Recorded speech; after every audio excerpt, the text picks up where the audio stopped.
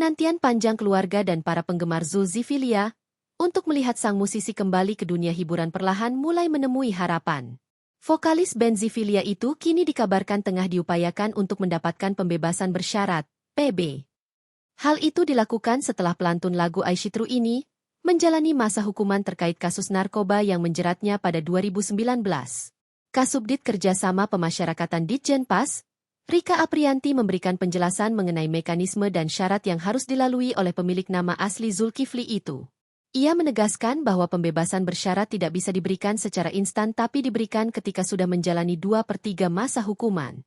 Selain harus memenuhi ketentuan masa hukuman, Rika menekankan bahwa aspek perilaku selama menjalani pidana juga menjadi penilaian utama. Hasil asesmen risiko dan perubahan sikap Zul selama berada di lembaga pemasyarakatan juga menjadi indikator penting sebelum PB dapat diproses lebih lanjut. Proses tersebut tidak berhenti di satu tahap. Menurut Rika, pengusulan pembebasan bersyarat harus melalui serangkaian prosedur administrasi yang cukup ketat.